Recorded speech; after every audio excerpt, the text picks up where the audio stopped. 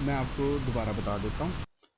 अच्छा, आपने करना क्या है कि मैं ये जो लिंक आपको बताया है, ये वाला लिंक मैंने आपको पोस्ट कर दिया। इस लिंक को अगर आप जाके देखें तो ये लिंक बेसिकली हमने लिया कहाँ पे है। अगर आप जाएं ना मेरी वेबसाइट पे, एसईओ के ट्यूटोरियल पे जाएं, तो यहाँ पे आपको ये काफी नीचे स्क्रॉल करना पड़ेगा। ये हेडिंग है website archive date in search engine result page. इसके ऊपर जाएं तो ये यूआरएल आर के नाम से आपको एक जो है ना वो मिलेगा, डिटेल मिलेगी। और यहाँ पे अगर आप जाएंगे तो आपको पता चलेगा कि अगर मैं ये वाला यूआरएल लूं तो ये मुझे फर्स्ट टाइम स्टैंप उसकी दिखाएगा।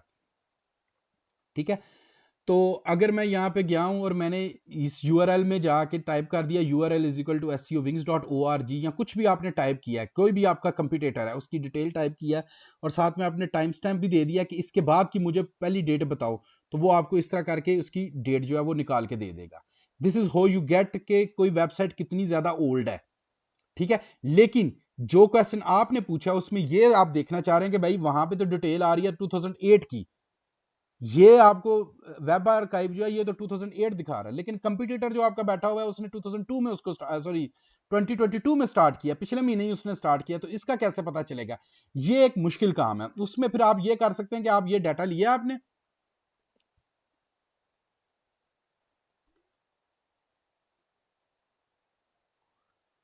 तो अब आपको ये बता रहा है अगर आपने वो डेट नहीं ली, देखे मैंने यहाँ पे आपको, मैं चलिए दोबारा बता देता हूँ, ये टाइम स्टैम्प है तो उसके अंदर मैंने यहाँ पे डेट दी है, जब मैंने डेट दी है तो फिर ये मुझे 1990 के बाद जो पहली मेरी इसकी डेट है मुझे वो दे रहा है।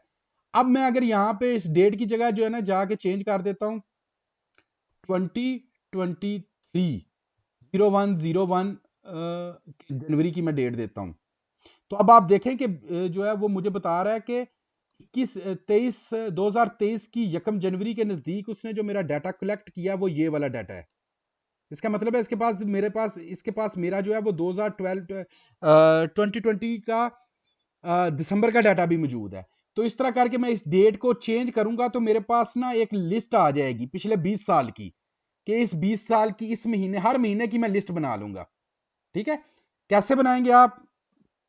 मैं इसको भी थोड़ा सा एलेबोरेट कर देता हूँ। ये काम वैसे ऑटोमेटिकली पाइथन में करने वाला है, लेकिन मैं आपको बता देता हूँ कि हम इसको लेते हैं और यहाँ पे आके ये आपने लिया और यहाँ पे आके आपने ये आर्काइव डेट जो है वो पेस्ट कर दी, और ये अब आपके पास जो है वो आ गया इसका टाइम स्टैम्प। अब मैं कहता हूँ कि नहीं, मेरी जो इंटरेस्ट है वो ये है कि मेरे पास जो टाइम स्टैम्प है वो ईयर भी होगा। ईयर इज इक्वल टू आपके केस में 2008 है, तो हम इसको कह देते हैं रेंज करो तुम। चलिए अब मैं सादा रखता हूँ अभी आपके लिए, 2008 से लेकर 2009, 2010, 2011, मैं अभी सिर्फ इंडिविजुअल ईयर्स दे रहा हूँ। Of course you can do it easily with range as well. और इसी तरह आप कहते हैं कि नहीं मेरे पास जो मंथ है वो मैंने हर महीने की पहली तारीख का जो है ना वो देखना है। ठीक है, फर्स्ट मंथ है और डे भी जो है वो मैंने हर महीने की फर्स्ट को देखना है। आप इसको चेंज कर सकते हैं। तो अब अगर मैं यहाँ पे, चले मैं ईयर को भी अभी सादा रखता हूं और मैं सिर्फ यहां पे 2008 देता हूं, तो इसका मतलब है ये जो आपके पास ये जो स्ट्रिंग आ रही है ये अब आपने क्रिएट करनी है, वही एफ स्ट्रिंग वाला फार्मूला जो मैंने आपको बताया था। आप इस तरह एफ स्ट्रिंग लेंगे और ये वाली पूरी की पूरी जो आपके पास लिस्ट आ रही है इसको एफ स्ट्रिंग के अंदर लगा दे, और जहां पे ये आपको वन आ रहा है ये आपके पास डेट डे है, इधर डे लिख दें, और यहाँ पे आपके पास ये आ रहा है मंथ आ रहा है, इधर मंथ लिख दें, और जहां पे आपके पास ईयर आ रहा है वहां पे आप जो है ना ईयर लिखते हैं। तो इसका मतलब क्या हुआ?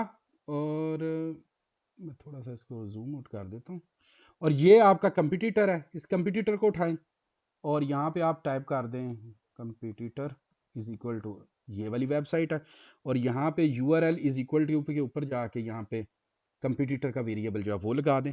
अब आपने एफ स्ट्रिंग्स को यूज किया और एफ स्ट्रिंग के जरिए आपने ये एक लिस्ट बना ली है। वो क्या करती है, वो ऑटोमेटिकली इस ईयर को, मंथ को, डे को और कंप्यूटर को उठा के आपको ये वाली जो है ना डिटेल बता देती है। हम इसको चाहें तो अभी एग्जीक्यूट भी कर लेते हैं, चलें लगे हाथ इसको एग्जीक्यूट भी करते हैं। इसको मैं कॉपी करता हूं और यहां पे हम जाते हैं इसके ऊपर, और मैं यहाँ पे इसको पेस्ट कर देता हूँ, ये देखें। और यहाँ पे मैं कहता हूँ URL इज इक्वल टू ये है। अब मैं जब इसको एग्जीक्यूट करता हूँ और URL देखता हूँ तो URL के अंदर आपको ये देखें, अब आपको ये एक URL मिल रहा है, ठीक है। अब इसके अंदर एक मसला ये है कि URL के अंदर आपको यहाँ पे पैडिंग करनी पड़ती है। मैंने जो मंथ लिया है, वो डेट ली है, वो 1-1 ली है। टेक्निकली ये दिस शुड बी 0-1, तो 0 की पैडिंग लेफ्ट साइड पे होनी चाहिए। तो उसके लिए मैं अभी आपको दिखाने की हद तक जो ना इसके साथ ना इसको एज ए स्ट्रिंग ले लेता हूँ, ताकि हमें डाटा फॉर्मेट का इशू ना आए। और अब मैं जब इसको एग्जीक्यूट करता हूँ तो अब आप देखें कि आपके पास जो टाइम स्टैम्प्स हैं और ये बाकी चीज़ें हैं, ये सारी क्लियर हो गई हैं। अब मैं यहाँ पे फ़र्ज़ करें इसको 2023 करता हूँ, तो आप ये देखें, ये ऑटोमेटिकली उसने इसको 2023 कर दिया है। मेरा कंप्यूटर भी लिया है, 2023 भी किया। इसके ऊपर अब आप क्लिक करें, तो अब आप जब क्लिक करेंगे तो आपको उसका सारे का सारा डाटा, ये जो है ना, ये डेट निकाल के दे देगा। ये वाली ये डेट बताएगी कि ये वेबसाइट 2023 से पहले कितनी पुरानी है। इसी तरह आप क्या कर सकते, अच्छा ये डाटा क्योंकि अभी मैं मैनुअली ले रहा हूं, मुझे क्लिक करना पड़ रहा है। जब हम डाटा स्क्रैपिंग कर रहे होंगे तो ये ऑटोमेटिकली डाटा आपके पास यहाँ पे एज ए वेरिएबल आ रहा होगा। अभी नहीं आएगा क्योंकि उसके लिए आपको एक एक्स्ट्रा लाइब्रेरी यूज करनी पड़ेगी रिक्वेस्ट की। तो हम करते क्या है, हम इसको एक लूप के अंदर डाल देते हैं। लूप के अंदर डाल के और हम कहते हैं कि भाई तुम मुझे ये जो जितने भी लिंक्स हैं वो सारे के सारे दो। फॉर ईयर इन, और आप ब्रैकेट में क्या देते हो कि मुझे 2020 और 2021, ये मेरे जो है ना ईयर्स हैं, इनका डाटा जो है मुझे दो, ठीक है। और मैं इसको यहाँ पे ब्रैकेट में लेके आता हूँ, और ये मेरे पास देखिए, अब ईयर के केस में वो क्या करेगा, अब ये वाला डाटा लेगा, ये ऊपर वाले ईयर के वेरिएबल को ये अब इग्नोर कर देगा, ठीक है। और अब मैं इसको यहाँ पे प्रिंट भी कर लेता हूँ URL को, और नीचे वाले को मैं चाहूँ तो मैं इसको डिलीट कर सकता हूँ क्योंकि मुझे अब उसकी ज़रूरत नहीं है। अब मैं यहाँ पे आया हूँ, एंटर किया, तो अब ये देखें इसने ऑटोमेटिकली इन 2 सालों के लिए ये लिंक को जनरेट कर दिया। अब आप चाहते हैं कि नहीं मैंने मजीद सालों में देखना है इसको, तो अब आप देखें ये 3 कर दिया। अब जब ये काम करेंगे तो इसका मतलब है यहाँ पे अगर मैं एक फंक्शन लिखता हूँ प्रोसेस, नहीं यहाँ से मैं कहता हूँ एक्सट्रैक्ट इफ आर्काइव अवेलेबल, ठीक है। और यहाँ पे मैं इसको URL देता हूँ, और यहाँ से ये मुझे जो है ना डेट ऑफ आर्काइव देता है, ठीक है। हम यहाँ से देख भी लेते हैं, टुक टुक टुक टुक टुक, आर्काइव इसको अवेलेबल मिल गई है। तो अब जब मैं ये वाला काम करता हूँ, ये फंक्शन हमने अभी नहीं लिखा, ये जब हम डाटा एक्सट्रैक्ट कर रहे होंगे उस वक्त लिखेंगे। तो क्या होगा कि हर साल के लिए वो मुझे डेट ऑफ आर्काइव दे रहा है, ठीक है। अब मैं यहाँ पे ये भी कर सकता हूँ कि नहीं भाई हर साल के लिए अलावा मुझे जो है ना हर महीने का भी डाटा साथ में चाहिए। तो आप यहाँ पे एक और लूप उसके अंदर लगा दें मंथ की, इसको हम बोलते हैं नेस्टेड लूप। और यहाँ पे आप उसको कहते हैं कि नहीं मुझे 01, 04 और 08 जो है ना, इन 3 डेट्स के ऊपर जो है वो मुझे महीने, जो पहले महीने, चौथे महीने और 8वें महीने का डाटा दो। तो जब आप ये वाला काम करेंगे तो अब आपके पास, मैं इसको अभी थोड़ी देर के लिए डीएक्टिवेट कर रहा हूं क्योंकि ये हमारे पास फंक्शन एग्जिस्ट नहीं करता। मैं जब इसको एंटर करता हूं तो अब आप देखेंगे कि आपके पास जो है ना हर साल और हर महीने के लिए जो है ना उसने URL जनरेट कर दी है। आप चाहें तो आप इसके ऊपर मैन्युअली क्लिक करके ये वाला जो डाटा ना डेट ऑफ आर्काइव निकाल सकते हैं। अब इसका एडवांटेज क्या होगा, एडवांटेज ये होगा कि इसमें 2020 की बजाय आप चाहें तो आप यहां से 1990 से लेकर, जो कि फर्स्ट डेट है हम नॉर्मली यूज करते हैं, यहां से लेकर 2023 तक सारे ईयर्स के अंदर जाके इस चीज को चेक कर सकते हैं। और फिर उससे हमें आपको पता चलेगा कि भाई कहीं पे डिसकंटिन्यूटी तो नहीं आई। ये तो नहीं है कि 2008 में किसी ने ये डोमेन स्टार्ट किया पहली दफा और फिर 2022 में उसके अंदर कोई डाटा चेंज ही नहीं हुआ, या 23, 24, 25 में कोई आर्काइव ही मौजूद नहीं है। तो जब आर्काइव मौजूद नहीं है तो उसके मतलब है आपको ये पता चल रहा है कि दरमियान में कोई ब्रेक्स आई हैं। एक एडवांटेज आपके पास ये है। दूसरा हम ये करते हैं कि हम जो है हु इज चेक करते हैं, ये भी आप ऑटोमेटिकली चेक कर सकते हैं पाइथन के अंदर। आप हु इज लिखेंगे और हु इज के अंदर जो है वो आप कंप्यूटर का एड्रेस देंगे और वो आपको इसकी हिस्ट्री भी निकाल के देगा, रजिस्टर हिस्ट्री। कि जो इसकी डाटा, ये वेबसाइट कब और कब किस किस डेट को रजिस्टर्ड हुई है और डी रजिस्टर्ड हुई है, ये सारा का सारा डाटा जो है वो आपको एक्सट्रैक्ट करके देगा। तो इन दोनों डाटों को जब आप मिलाएंगे तो आपको ये पता चल जाएगा कि 2008 में वेबसाइट रजिस्टर्ड हुई है, उसकी पहली डेट तो ये है, लेकिन मेरा जो कंपटीटर है वो 2008 के बाद कहीं 2 साल बाद आया है, तो उससे पहले इस वेबसाइट पे भी कोई काम हुआ कि नहीं हुआ, वो इंफॉर्मेशन आप फिर इसके साथ निकाल सकते हैं। ठीक है, तो ये निकालना मुश्किल काम नहीं है, लेकिन ये क्योंकि इस तरह के टूल अवेलेबल नहीं है मार्केट में, तो ये अपना काम आपको खुद करना पड़ेगा, ये मैनुअली करना पड़ेगा। मैनुअली तो नहीं है एग्जैक्टली, बट इस तरह करके आप इसको कर सकते हैं, खुद भी कर सकते हैं, और अगर आप चाहें तो इसको ऑटोमेट करके गिटहब, हम नेक्स्ट सेशन में जब कर रहे होंगे ना गिटलैब और गिटहब, तो उसको फ्री वर्जन को यूज करते हुए आप इसको ऑटोमेटिकली भी कर सकते हैं। आप अपने कंप्यूटर पर रन करने की इसको जरूरत नहीं, लगा के छोड़ दें, वो घंटा लगाता है उसको प्रोसेस करने में, जितनी भी टाइम लगाता है करके आपको रिजल्ट ये प्रोवाइड कर देगा। तो इस तरह करके हम छोटे छोटे फंक्शन लिख के अपना काम जो है वो करते हैं। हु इसका डाटा अगर आप देखना चाहें तो आप मेरी जो दूसरी वेबसाइट है उसके ऊपर जाके देख सकते हैं। अगर आप यहाँ पे जाएंगे ना और फ्री ऑनलाइन टूल्स पे जाएं, और यहाँ पे आपको हु इज चेकर मिलेगा, और मैं यहाँ पे जाके फर्ज करें वेबसाइट पे देता हूँ इसका हु इज चेकर, एनालाइज करता हूँ।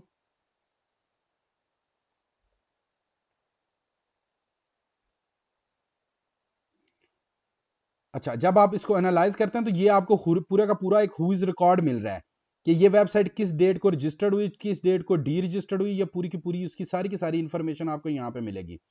ठीक है, तो क्योंकि ये मेरे पास ये 2021 5/14 को ये मैंने रजिस्टर्ड करवाई थी, ये अभी तक भी मेरे पास ये वेबसाइट, तो इस वजह से आपको इसकी डेट ऑफ क्रिएशन में सिंपल एक ही वैल्यू जो है वो नजर आ रही है, एक से ज्यादा नजर नहीं आएंगी।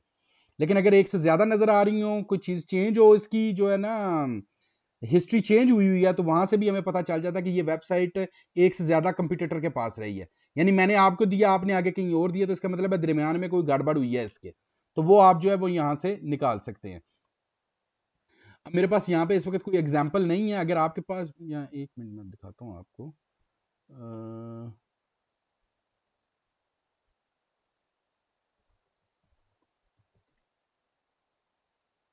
हम ये वेबसाइट लेते हैं, मुझे नहीं पता ये लैपटॉप की वेबसाइट है।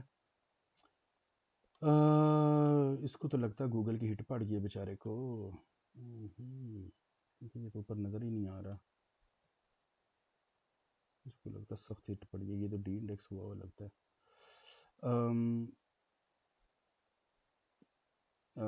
हम इसको कहते हैं बीस्ट।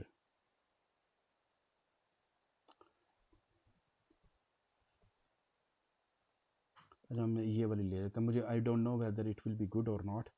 इसको हम यहाँ पे चेक करते हैं, और वेबसाइट को इधर देते हैं इंफॉर्मेशन, और चेक करते हैं इसको। तो ये देखिए, ये हमें इसका रिकॉर्ड दे रहा है, इसकी एक्सपायरेशन डेट भी दे रहा है साथ में, और साथ में इसकी भी इंफॉर्मेशन नहीं है हमारे पास। बहरहाल एनीवेज, इस तरह जो है ना, आप इसकी क्रिएशन डेट एक ही है, इससे पहले ये नहीं थी। तो अगर एक से ज़्यादा क्रिएशन डेट्स आ रही हों और ये रिकॉर्ड बने हुए हों, तो आप अपने कोई कंप्यूटर जो है ना आपका, आप उसको लेके इस वाले टूल के अंदर डालें, तो ये इस तरह का रिकॉर्ड आपको मिलेगा। तो यही रिकॉर्ड जो है जब हम डाटा प्रोसेसिंग कर रहे होंगे तो वहां पे मैं आपको निकाल के दिखाऊंगा।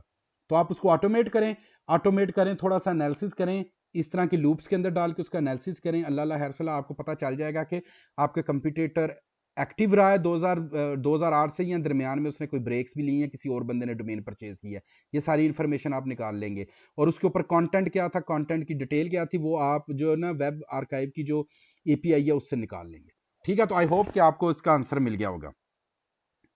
कोई और किसी का क्वेश्चन है तो वो पूछ ले।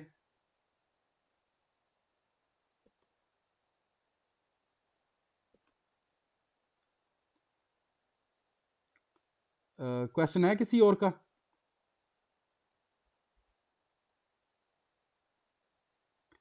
अच्छा, तो हम जो थे वो ये फाइनल कर रहे थे, हमने फंक्शंस को देखा, हमने स्क्रिप्ट्स को देखा। अच्छा, ये जो मैंने लिखा ये बेसिकली एक स्क्रिप्ट है, तो इसको अगर मैं फंक्शन में कन्वर्ट करना चाहूँ तो मैं यहाँ पे सिंपली लिखूंगा डेफ, और मैं फंक्शन का नाम देता हूँ एक्सट्रैक्ट कंप्यूटेटर हिस्ट्री, और मैं यहाँ पे इसको कहता हूँ मुझे ईयर, मंथ और डेट जो है ना वो तुम दो।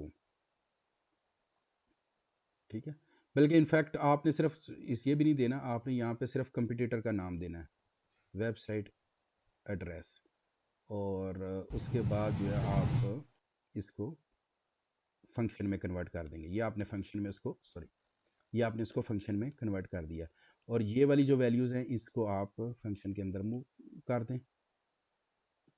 ये लें, और जो कंपटीटर है इसको यहाँ से उठाएं। ये रिकॉर्डिंग हो रही है तो डोंट वरी अबाउट दिस। मैं जैसे इसको कर रहा हूँ आप इसको रिकॉर्डिंग के बाद जब देख रहे होंगे तो आपको ये वहाँ पे नज़र आएंगे कि मैं इससे पहले क्या था ये।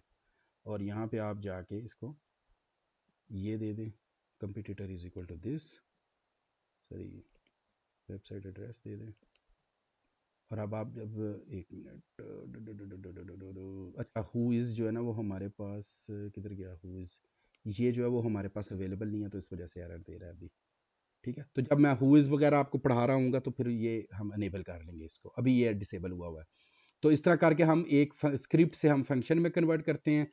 और अब जब आपने एक फंक्शन बनाने का एडवांटेज ये है कि आप सुबह उठ के कहते हैं कि नहीं जी मैंने बेस्ट लैपटॉप्स वाले को भी ज़रा कंपेयर करना है, उसका क्या हिसाब किताब है। ठीक है, और आप कहते हैं कि नहीं उसके अलावा जो ना मुझे तुम जंग वालों का भी ज़रा बताओ क्या हिसाब है, उनकी हिस्ट्री क्या थी। तो आपने सिंपल फंक्शन में उनका वेरिएबल्स का नाम देना है और अल्लाह ला हैर सला, अब ये हम सबको एक्सट्रैक्ट करके आपको निकाल के देगा। तो this is the advantage of creating functions as a variable. ठीक है, और ये भी आप इसके अंदर एक मजीद जो है ना, ये मैं आपको यहाँ से छोटा सा एक और चीज़ भी बता देता हूँ लगे हाथ। ये हम पहले कर चुके हैं, आप ये कर सकते हैं कि आपको बार बार ये भी टाइप करना पड़ रहा है, तो भाई ये भी एक लूप में डाल दो। फॉर वेबसाइट एड्रेस ये सेम दें इन, और ब्रैकेट दें और वेरिएबल क्रिएट सॉरी अरे क्रिएट कर लें। पहली वैल्यू हमारे पास ये है कि इस वैल्यू वेबसाइट के ऊपर भी लगाओ। फिर आप कह सकते हैं कि नहीं मुझे इस वाली को भी दिखाओ। इनकी इसी तरह आप इनकी सब वेबसाइट्स जो है ना, जो सब डोमेन्स होती हैं, आप उसको भी कंपेयर कर सकते हैं कि भाई ये एक लूप के अंदर मैंने अब डाल दिया, और ये बाकी वालों को आप जो है वो डिलीट कर दें। ठीक है, तो this is equal to this one. लेकिन अब आप देखें कि आपने एक फंक्शन बनाया और आपने यहाँ पे वेरिएबल्स में वैल्यू में वेबसाइट के नाम डालते जाएं, एक और नाम डाल दें बेशक आप ये डाल दें। तो इससे एडवांटेज आपको क्या हुआ कि आप इन सब का कंपटीटर का एनालिसिस जो है वो आराम से बैठे हुए कर सकेंगे एक स्क्रिप्ट के अंदर ही। अब आपको, और एडवांटेज इसका क्या है कि आपके पास ये सारे का सारा डाटा इकट्ठा हो रहा है। जैसे कि आपके पास डाटा इकट्ठा हो रहा है, इसका मतलब है आपकी एनालिटिक पावर बढ़ती जाएगी। फिर आपके पास काम करने के लिए आपके पास डाटा ज्यादा आएगा, जितना डाटा ज्यादा होगा आपको उतना ज्यादा बेटर रिजल्ट्स लेने में आसानी होगी। ठीक है, तो ये एक तरीकाकार है जिसमें आप फंक्शंस बनाते हैं, स्क्रिप्ट को फंक्शंस में कन्वर्ट करते हैं और वेरिएबल्स का नाम देंगे, और इधर चाहेंगे तो आप अपना इसका इंफॉर्मेशन डॉक स्ट्रिंग भी लिख सकते हैं। This function extract history of A website. तो इस तरह करके आप एक वेबसाइट की हिस्ट्री जो है वो निकाल सकते हैं। इसको थोड़ा सा रिफाइन करेंगे जब हम प्रॉपर तरीके से इसको कर रहे होंगे, लेकिन अभी के लिए ये ऐसे ही है। और that's how you extract the details and find out if your computer is really a computer और नॉट। और भी चीजें आप उसके पैरामीटर, और भी काफी पैरामीटर होते हैं जिससे आप उसका एनालिसिस कर सकते हैं। और एक ये भी आप कर सकते हैं कि आप उसकी जो है ना, जो वेबसाइट है, जो पेजेस हैं, उनके इंडिविजुअल पेजेस को ट्रैक करके भी इंफॉर्मेशन निकाल सकते हैं कि उसने कितने पेजेस अपलोड किए हैं, कितने ज़्यादा उसने अपडेट किए हैं पेजेस। ठीक है, जो साइट मैप के अंदर पड़े हुए हैं, क्या हिस्टोरिकल साइट मैप भी किसी जगह पे पड़े हुए हैं, अगर पड़े हुए हैं तो उनको एक्सट्रैक्ट करके देखेंगे आज से 5 साल पहले उसका साइट मैप कैसा था, आज उसका साइट मैप कैसा है, तो ये भी इंफॉर्मेशन आपको हेल्पफुल हो सकती है। ठीक है, तो इस तरह करके जो है वो करते हैं। कुछ चीज़ों जगहों पर ये सारी चीज़ें भी काम नहीं करती, तो आपके पास और कोई ऑप्शन नहीं है कि आप इसको मैनुअली ट्राई करें, लेकिन ऑटोमेटेड अगर करना है तो ये एक वे है इस तरह जाने का। और हिस्टोरिकल डाटा जब आप कंपेयर कर रहे हैं, पार्टिकुलरली वेबसाइट को कर रहे हैं, अगर किसी ने पीबीएन बनाया हुआ है तो पीबीएन बनाते हुए हम नॉर्मली ये करते हैं कि जो डाटा पहले वाली वेबसाइट पे पड़ा हुआ था, बाज दफ़ा लोग उसी डाटा को उठा लेते हैं। जैसे ही वो वेबसाइट एक्सपायर हुई है उसी को उठाया और पीबीएन बनाते हुए उन्होंने वो पुरानी वेबसाइट का ही डाटा और कंटेंट लेके तो नई वेबसाइट जो है वो अपने नाम पे बना लेते हैं लोग, और फिर उसके ऊपर जो है वो बैकलिंक्स वगैरह बेचने स्टार्ट कर देते हैं।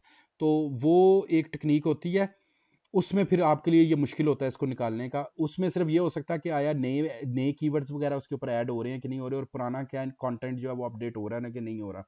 तो ये थोड़ा सा फिर लेंथी हो जाता प्रोसीजर इसको कंपेयर करने का, लेकिन मेरे ख्याल में आपको आइडिया हो गया होगा कि मैं कंप्यूटेटर एनालिसिस की किस लेवल पे बात कर रहा हूँ। और इसकी हिस्ट्री वगैरह निकालने की। तो ये डाटा आप इस तरह निकालेंगे। ठीक हो गया। और कोई क्वेश्चन है किसी का? सर मेरा एक क्वेश्चन था। जी बोले। सर हम जो लिस्ट है और इंडेक्सिंग है, दोनों को हम बॉक्स ब्रैकेट से, लार्ज ब्रैकेट से शो करते हैं। जी जी। और जो डिक्शनरी है और सेट है, नहीं सॉरी सेट नहीं है, क्या है वो दूसरा वाला? सेट है। सेट है। जी जी, जी उसको सेट है। करली ब्रैकेट से करते हैं। कर्ली ब्रैकेट से सर हम लेट से कि किसी का कोड पढ़ रहे हैं, अगर उसने जो है वैल्यू भी दी हुई है और की भी दी हुई है, तो इट मीन्स कि वो डिक्शनरी है। और अगर उसने जिस तरीके से स्ट्रिंग दी हुई है, कोई भी फ्लोट नंबर दी हुई है और कॉमा के बाद वैल्यू लिखी हुई है, तो वो हमारा सेट है। नहीं, वो सेट नहीं है आपका। आपके लिए डिक्शनरी जो है वो आपको इजीली एक्सेसिबल है। जैसे कि आपने उसने कोई इंडेक्स दिया हुआ है और उसके अंदर से वो वैल्यूज जो है ना उसको एक्सेस कर रहा है, कीज वगैरह उसकी अवेलेबल है आपको। ये तो बड़ा इजी सा सिंपल सा काम है। लेकिन अगर किसी जगह पे उसने सेट दिया हुआ है, तो सेट में ये है कि आपके पास क्योंकि सिंगल यूनिक वैल्यूज होती हैं, तो उसको टेक्निकली अगर आपको कहीं पे देखें, दो चीजें हैं। एक तो ये है कि आप कोड पढ़ रही हैं और उसी से आपने इंटरप्रेट करना है, आप उसको एग्जीक्यूट नहीं कर रहे। अगर तो आप एग्जीक्यूट कर सकते हैं तो आप फिर टाइप का फंक्शन यूज करेंगे। यानी अगर आप यहाँ पे गई हैं, आई होप कि मैंने ये, I am not sure about this, लेकिन अगर आपने मेरे ख्याल में मैंने इसको पहले कहीं पे बताया हुआ है, मैं आपको दोबारा बता देता हूँ। सर हाँ, टाइप का अगर फिर मैं करके चेक कर लूँगी तो मुझे टाइप बता देगा कि डिक्शनरी है या फिर सेट है। मैं जी बिल्कुल, आप यहाँ पे जाएं और आप लिखते हैं 1 2 3, और यहाँ पे जाके आप लिखते हैं टाइप ए। जब आप ये टाइप करेंगे तो ये आपको सॉरी, टाइप ए, जब आप टाइप करेंगे तो ये आपको बता देगा कि ये सेट है। ठीक है। लेकिन अगर आपने यहाँ पे लिखा हुआ है,